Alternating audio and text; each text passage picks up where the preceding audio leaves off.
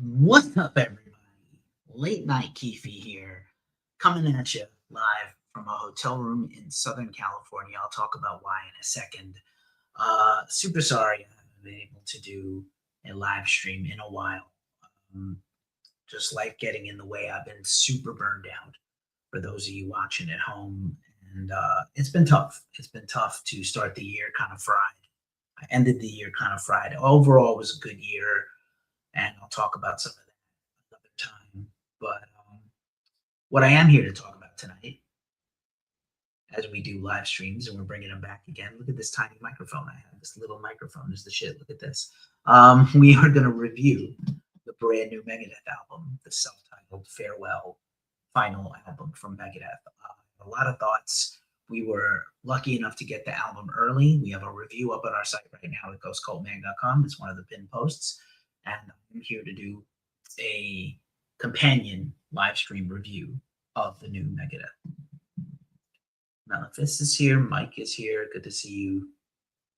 Anybody that feels like tuning in here late at night, I appreciate you. I traveled all day to be here, which is wild. And I'm hoping the internet holds up here because I'm not sure it will, but it seems like it is. So yeah, thanks for being here. And yeah, we're going to talk about the album. If you watch this on a replay or you're curious about the album before you buy it, here's your unbiased, unvarnished review. Yes, we did get the album early to listen to. I'm a huge Megadeth fan. I think that's obvious from my history in music. I've been following the band since I'm a teenager. Thank you. I like my Aussie shirt too. I traveled all day and I sweated through my long sleeve that I took off, and it's hanging up to dry right now. I pack very light. I'm normally a crazy overpacker. Muck is Doom is here. Thank you, Shresky, for your comment about my shirt. The best experience for this is always YouTube, Facebook, Twitch, Instagram. However, I love hanging out on TikTok with y'all, and anybody who follows us, I will follow you back. We do have a tip menu that we like to share, but again, it's not mandatory. I have been traveling all day. I'm super tired, but I work really hard to get this out. I listened to the record 5 times since in the last 24 hours, and I took notes, and I have many thoughts about this new Megadeth. Ward 16 is here. What's up? Good to see you. It's a band we've covered a lot in the UK. But if you're around, hang out. If not, and you watch this on the replay or listen to this wherever you check out live streams, that's cool too, because we like it. We appreciate it if you do. And again, if you follow us, we will follow you back. Just making sure that I'm on all the things here. Let's see. Go, man. There we go. All right. I'll start in a second. I have a whole deck prepared. I did a deep dive, even though I know the band intimately well. 1 ounce of weed is here. Welcome back, friend. Haven't seen you in a while. So Flower is also here. Again, if anybody pops up, I will engage. So I prepared a little deck. Let's see if it works. There it is. Okay. I didn't really have time to even set up this room, so I just kind of threw my camera. I have a brand new mobile pod, like a little desktop tripod for travel. It's lightweight. My main tripod is home, and I have some lighting here. But I think tomorrow, if I do, I'm unsure yet. I usually do my Thursday show. I'll talk about that in a second. I think I'll set this room up a little differently. But I literally just got off the plane. Took a bus to Union Station, LA, and took the train, the Amtrak down here to Anaheim. And I am hanging out. If you're down here, or if you're in the LA area, or you're in Anaheim for NAMM or Metal Allegiance tonight, technically, Thursday night, look me up. Speaking of Metal Allegiance, we did a whole bunch of content and great interviews. I was super humbled to be able to interview William Duvall of Alice in Chains, who sings on the new Metal Allegiance song. He will be at the concert tonight. I also interviewed Alex Skolnick once again. Our very first podcast interview ever was Alex Skolnick. Our 900th podcast episode was William Duvall. Skull is 903. Pretty amazing. So yeah, I'm getting texts from people and and messages, which is hilarious. But yes, I'm here until Friday afternoon. So if you want to hang out, LA area people, get at me. I might do some record shopping. And so I am here for the Metal Allegiance show. And funny enough, and I will be at the show. I'm super stoked. I might be doing some other stuff tomorrow. So normally Thursday is my regular live stream show. And I might push it to Friday morning, depending on how busy I get in the afternoon. But it's also possible that I will have nothing going on tomorrow afternoon except food, and I will do my regular show. So stay tuned to your socials. Stay tuned to my socials at GhostCultKeefy, at GhostCultMag, and I will update everybody when I'm going to go. Normally, we go live every Thursday without fail. Also, my other podcast has a new series we started on Dio. Got a really great response to the first episode. The second episode is killer. We did Holy Diver and now Last in Line. Check that out at Glacially Musical Podcast. So yeah, here's a picture of me with Snoopy. So I'm down here for the concert, not doing NAMM, but I hope to do NAMM in the future. And you know, I just like to think like wherever we've gotten to in 13 years as Ghost Cult, it's because of hard work. And I can't do this alone. There's actually a lot of people that do this. I'm not just a solo YouTuber. I didn't come along when YouTube came along.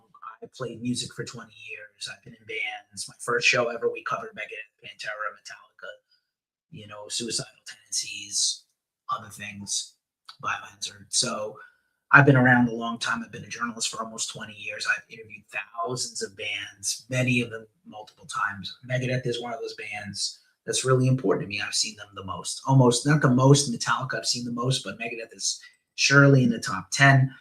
Just a couple of last little bits of news and minutia. If you're watching this tonight and you're interested, we have 2 giveaways going on. If you're in the southeastern USA, we are giving away tickets to the Swamp Survivors tour with Atoll and some grindcore, death metal grindcore stuff. And you might dig it. You just might dig it. So thanks for being here, all y'all. It's nice to see people pop up and like the stream. Feel free to like and share. That helps us.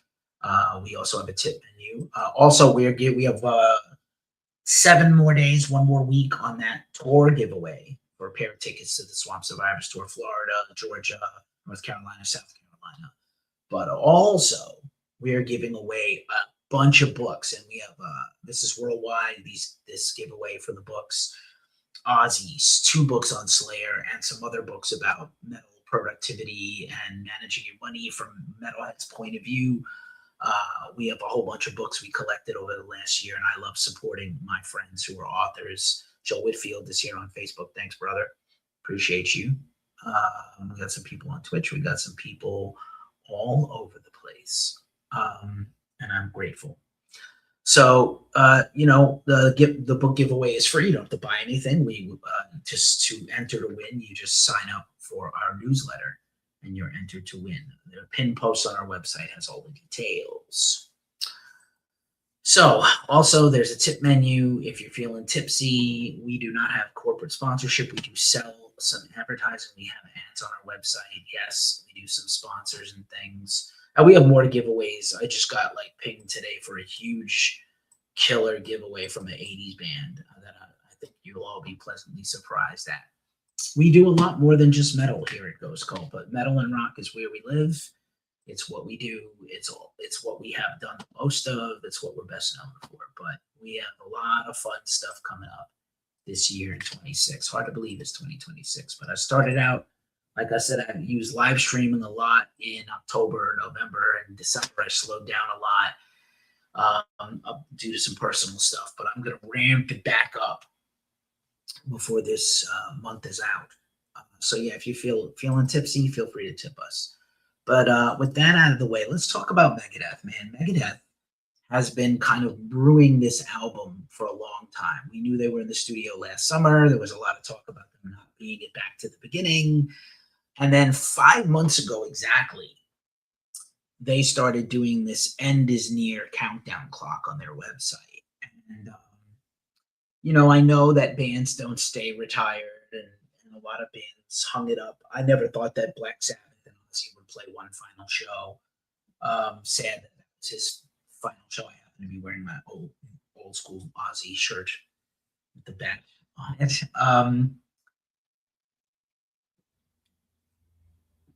As I drink a LaCroix, not my favorite seltzer, but it'll get the job done for tonight. So, the end is near. People were speculating Marty was coming back. They're going to do like another Rust in Peace tour. And basically, in time for the 40th anniversary of the first Megadeth release, they announced this farewell tour, this farewell album and album and tour. So they were in the studio working on this. That's probably why they were not at back to the beginning. They were in the studio and they had committed to that time frame.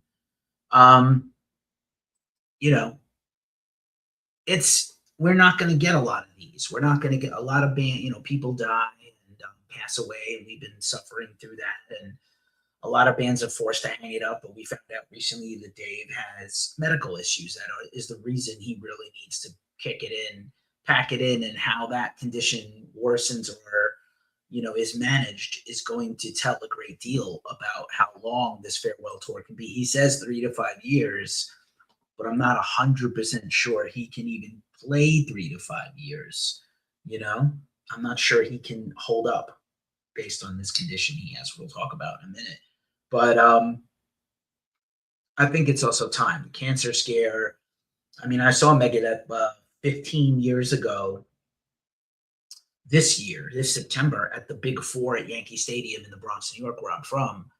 Megadeth, Metallica, Slayer, Megadeth, Anthrax. It was one of the greatest nights of my life. It was one of the greatest shows I've ever seen. And Dave had just had neck surgery right before this, and he was in obvious pain, but he gutted it out through this 45-minute, hour-long performance that was incredible. You just have to give him a tremendous amount of props for his, tenacity that he has always had. Thanks for being here, Pastel Flower and Under the Fifth. We appreciate you. Feel free to like us, like the live, follow us, all that jazz. Stuff helps. Money helps more. We like tips, but it's all good. If you're on YouTube, you can especially if you're on Ghost Cult Mag, you can buy us a super like or a super thanks. You can buy us a coffee on Ko-fi. But Megadeth, man, this is one of the most important bands of my entire life. I am not one of those Metallica fans that hated Megadeth. I love Megadeth. And needless to say, metal would be very different if Dave Mustaine did not exist. Very few people have had an impact on 3 major bands of a subgenre of rock and heavy metal.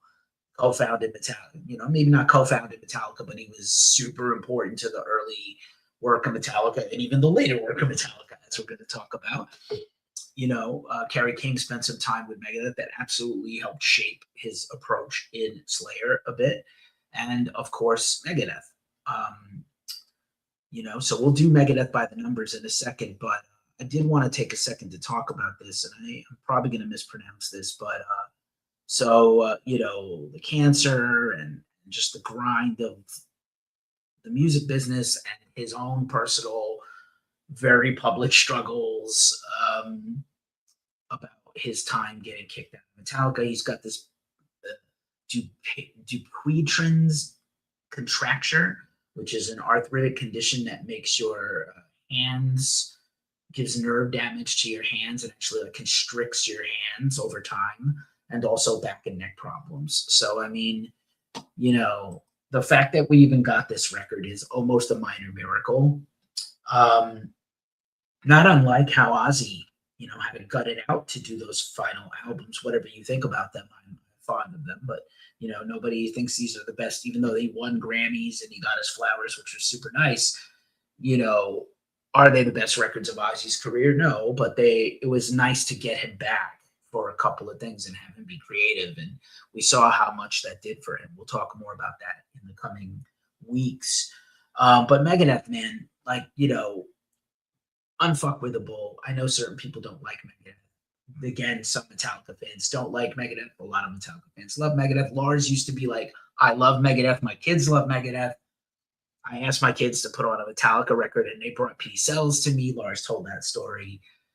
We did get the big four. There is some, obviously a lot of bitterness from Dave, but also like, even more recently, there was like maybe Dave and James were making an album together. We're texting each other, and some shit happened over a record store day release that didn't end up coming out, which is a bummer, absolute bummer. And again, I appreciate the handful of people that are watching. I don't normally go on this late, but I just felt like this is my opportunity to get this thing done. I have a lot of busy kind of next day and a half down here in Southern California for Metal Allegiance tomorrow night. But if you see me and you've never met me, come up to me, give me a crisp high five and all that jazz. So let's do some Megadeth by the numbers. I worked on this for a bit, so I'm proud of this. Megadeth's founded in '83. At this point, the story of Dave Mustaine getting kicked out of Metallica, when does my plane leave, you're getting on a bus, is like watching the Batman origin story of Batman's, Bruce Wayne's parents getting killed. Tom and Martha Wayne. Why did you call Martha? Why did you say Martha? Watching like Batman's parents get killed. It's the same thing about hearing this Mustaine story. Again, I'm not trying to, there's no taking Dave away from Metallica history. There's no taking Dave away from thrash metal history. He is one of the all-time greats. Megadeth has maybe 3 absolute perfect albums, in my opinion, and could have had a 4th. We can debate that at a future time. But Megadeth by the numbers, founded in '83. We know the story. And I believe the first song Dave wrote was actually Set the World Afire, which ends up coming out on their 3rd album. So far, so good. So what? 17 studio albums, 2 EPs, and 6 live albums in 43 years. 41 years as a recorded band. 50 million in sales so far. Nothing to sneeze at. Plus whatever Dave has earned from his contributions to Metallica. So, Dave is not broke. He's certainly done well for himself. Did he make Metallica money? No, but no one else did either. So, I feel his pain, and I understand about, what he considers an eternal slight and all that, but he really shouldn't feel ashamed of anything. He should be proud of everything he's done. They did finally win a Grammy in 2017 for Dystopia, which was an interesting album. It was the first album with Kiko Loureiro. It also featured Chris Anthony on drums. He didn't really tour with them. After that, they got Dirk Verbeuren in. So Dystopia comes out in 2016. They won the Grammy in January of 2017. And again, man, Dave Mustaine has left an indelible mark on metal. It's not up for debate. It's not up for debate how much he has helped and influenced and inspired metal.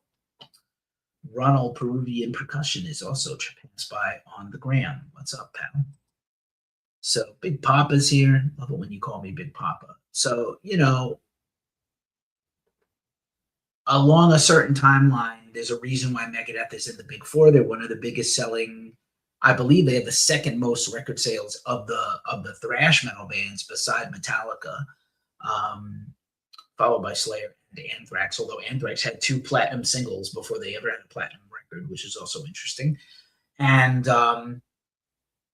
they've been a leader of metal for many years, which I'm proud to be a fan and will stay a fan. I know that Dave has rankled some people with his personality and some of his deal, but I think that he is wonderful and marvelous, and again, can't really take anything away from the guy.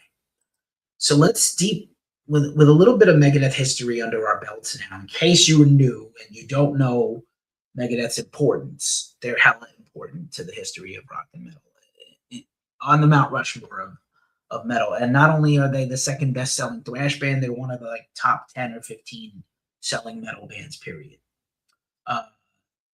Facts, no cap. So, man, even this album artwork, I'll talk for 1 second about this album artwork. I have one more thing to discuss before we go into the track by track. this very similar to uh,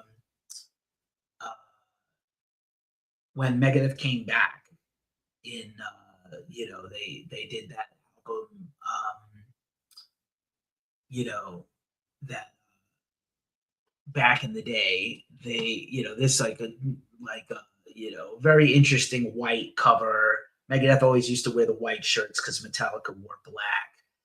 And the Vic Rattlehead on Fire. There was a period of time where they went away from Vic Rattlehead, which is crazy. Um, the World Needs a Hero when they came back, and then Dave injured his arm, and they came back with The System Has Failed, which was supposed to be a Dave solo album, which is always super interesting to me. That record needs kind of a re-examination. But just the iconography of Vic putting on a suit and tie with a a little coronation there on his lapel, on fire, calm and chill. It's like really a metaphor for Dave himself. So let's do a little bit of the track by track. So the album starts with Tipping Point, and I will say that the singles are very top heavy on the record. Alice in Chains 04 is here. Love of Yorkies is here. What's up, Alice in Chains? Before we're talking, I'm going to do a deep dive right now on the brand new Megadeth record that is coming out this Friday. We got to listen to it early. As music journalists, we have a written review on our website at GhostCultMag.com, and now I'm going to go track by track, and I have notes on all these, so I'm going to stay off camera except on TikTok for a minute, and then I'll come back at the end. But Tipping Point's a killer opening track. I know some people didn't love it. Super speed metal, one of the fastest Megadeth songs ever made. There's a tremendous neoclassical lead guitar in there by Timu Montessori and Dave. A lot of trading solos on this record, much more than even The Sick, the Dying, the Dead a few years ago. And Dave, one of his things that I really love that he always did is Dave does two things that they're not like the most, now because he's been copied and imitated so much, but like especially for heavy metal and thrash metal, Dave will play a different riff for the solo part, whether he's soloing or not.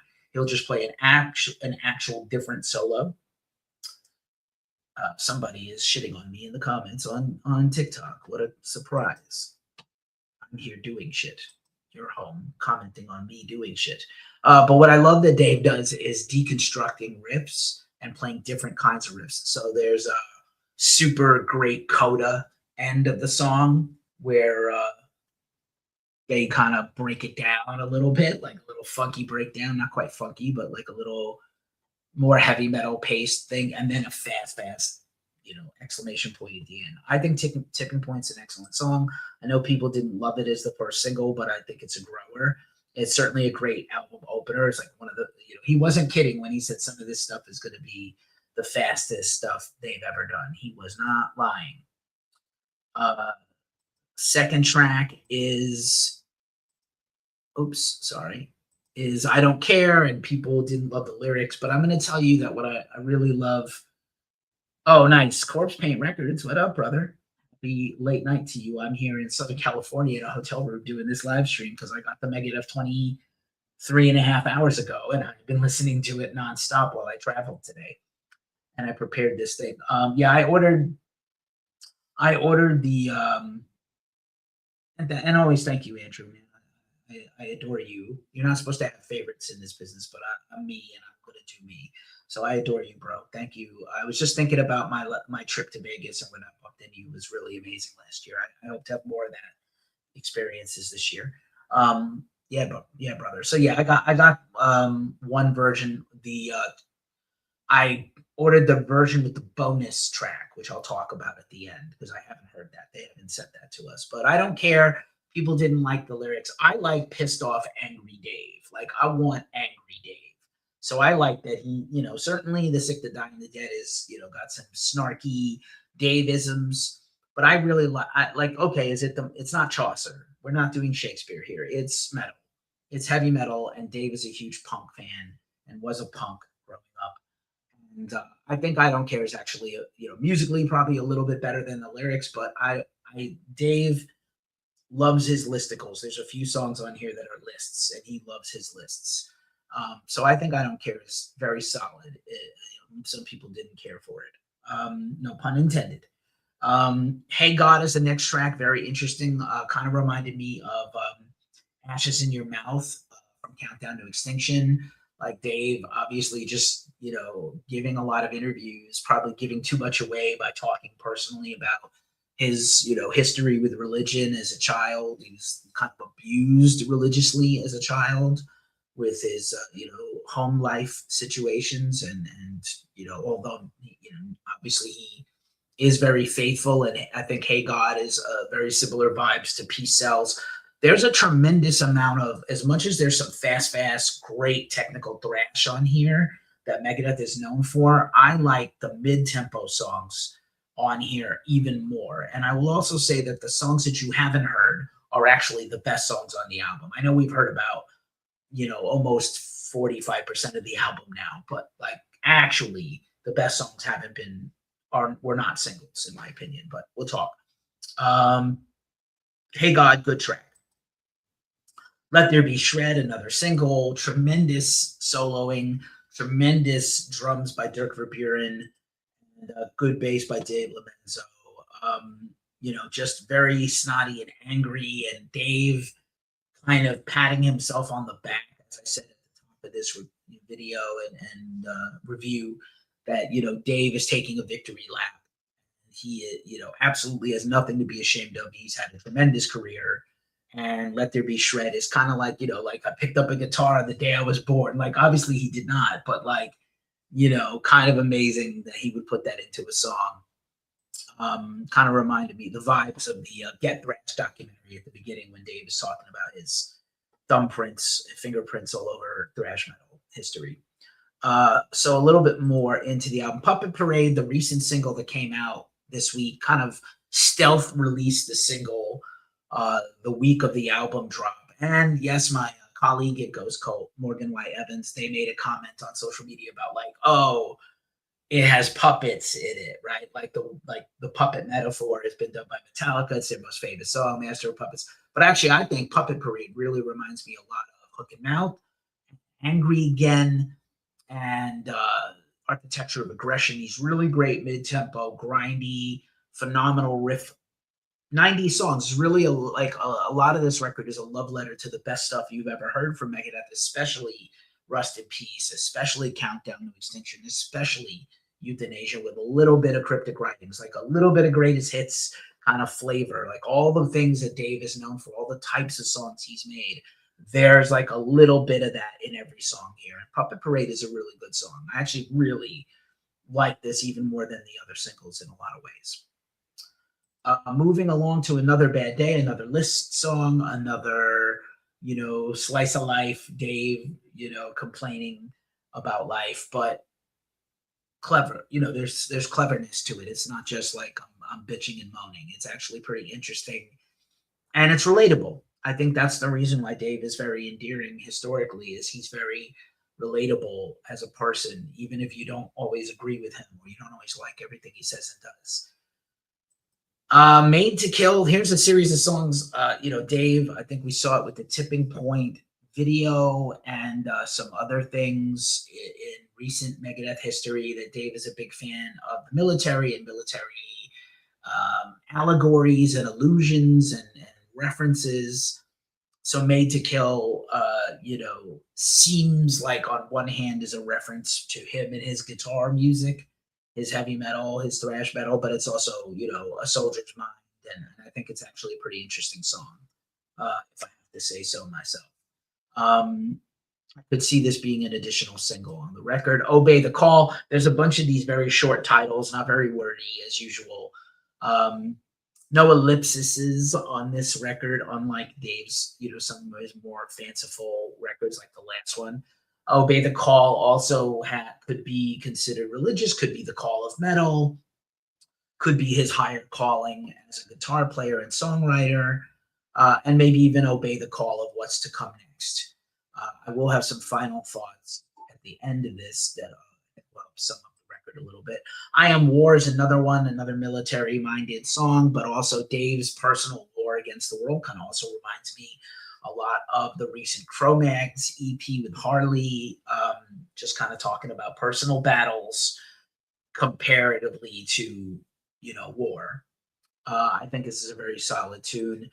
And both Made to Kill, Obey the Call, and I Am War, pretty mid-tempo with great drums. I can't say enough. Everyone knows we're huge Dirk Verbeuren fans. If you listen to our podcast, Dirk has been doing our intros. He gave us, a recording of him doing an intro for us. We have some new special ones coming up soon. I Am War also has a little bit of a riff that reminds me of Hangar 18, and also Obey the Call also kind of sounds like Hangar 18 a little bit, and also A Secret Place, which I know a lot of people love that song from Cryptic Writings. It's a fan favorite. They were playing it for years on tour, gotta be honest. So also, as we're getting toward the last end of the record, The Last Note really should have been the last song on the record, but it's not because of the Metallica cover we'll talk about at length in a second. It starts out kind of with that Cryptic Writings. Oh, the World Needs a Hero. What was that instrumental track? Silent Scorn, or When, like these like poetry, spoken word things. So kind of like When, in the same vibe as When. The Last Note is talking about the end of his career, and he does talk about fate. He does use the reference Fade to Black in that also. There's an incredible Spanish guitar solo, and also like trading solos. It's the second longest song on the record beside the cover. I really wish this had been the final song on the album, even with the cover. I get why to put the Ride the Lightning as the bonus track. And again, I got the vinyl version that has the other bonus track that has not been sent out yet to press. But The Last Note is immense. I hope that it's played live at least once. And that brings us to Ride the Lightning, which closes the album. Much talked about cover of a song he co-wrote in Metallica. It's crazy that this is the last song ever. It's certainly interesting. I'm going to tell you that this cover is absolutely inspired and inspiring. So good.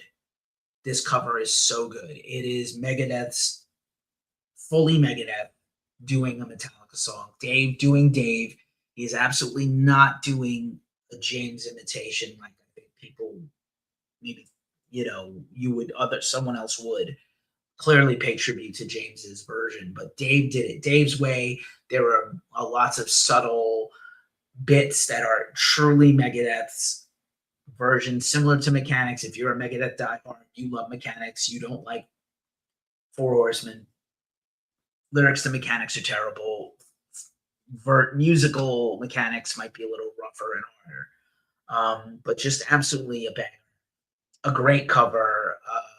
I know a lot of people are going to go right to this song when they listen to the record because it is just phenomenal.